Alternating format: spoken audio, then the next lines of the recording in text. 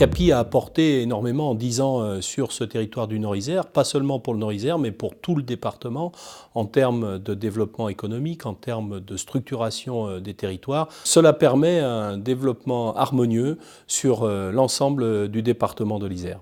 La CAPI contribue à favoriser les actions citoyennes telles que Nid d'énergie pour œuvrer vers la transition énergétique et vers une citoyenneté qui permettra un développement durable et pérenne pour notre territoire. Je pense que c'est surtout plus de proximité par rapport à ses habitants, une meilleure connaissance du tissu local. Par rapport à la filière logistique, une meilleure connaissance de cette filière à tous les niveaux, et puis un renforcement très important du partenariat avec la filière logistique et avec le PILS en particulier. Depuis 10 ans, effectivement, la CAPI a considérablement évolué de mon point de vue, puisque de nouvelles communes se sont intégrées au territoire. Donc d'un point de vue transport collectif, il a été déployé des lignes, notamment sur les communes dites périurbaines du territoire. Depuis plusieurs années maintenant, la CAPI a mis en place ce qu'on appelle du contrôle qualité. Ces dernières années, le réseau s'est nettement amélioré.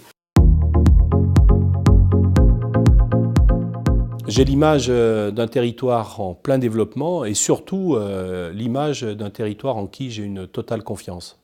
Pour nous, la CAPI a une image d'agglomération dynamique, innovante et conviviale. La CAPI, en 10 ans, je pense, a prouvé son efficacité, a prouvé dans tous les domaines ce qu'elle était capable de faire, avec de la réflexion, avec de l'innovation et avec une volonté, encore une fois, d'aller de l'avant, donc une image très positive. Pour moi, la CAPI est un territoire plaisant, dynamique, soucieux d'apporter une qualité de service la plus optimale aux concitoyens de ce territoire, un territoire sympathique et volontariste. Je crois que les améliorations doivent être communes, elles doivent être partagées entre la CAPI et le département, apprendre à mieux se connaître pour encore mieux travailler pour le développement de ce territoire, mais aussi du département.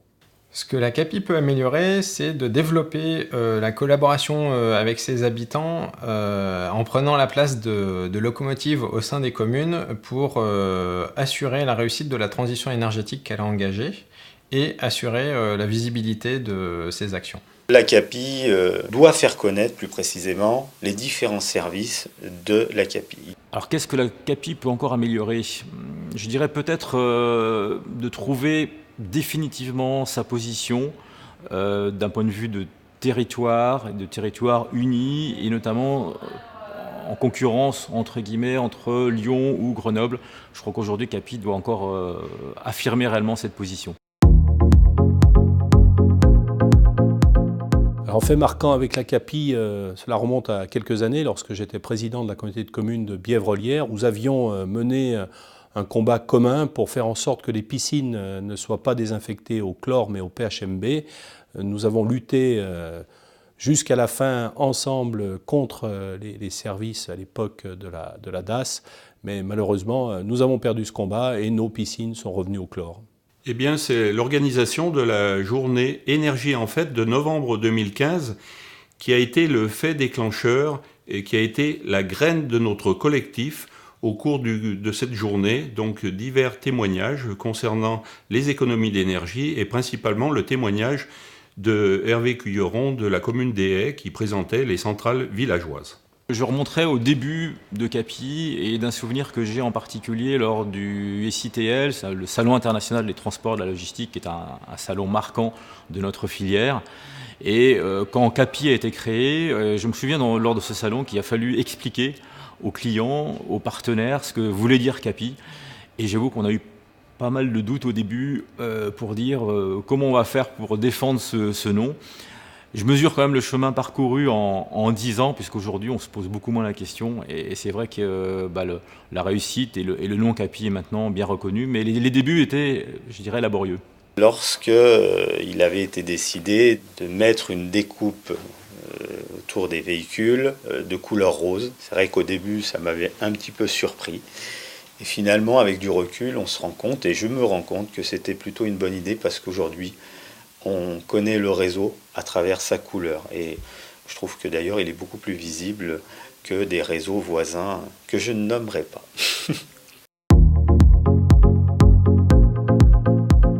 En un mot, j'utiliserai le terme audacieux. En un mot, la CAPI serait impulsion. Si la CAPI était un mot, pour moi, ça serait partenaire. Bien écoutez, si la CAPI était un mot, pour moi, ce serait celui de développement et peut-être aussi, surtout, celui d'avenir. Avenir pour le territoire et avenir pour le département.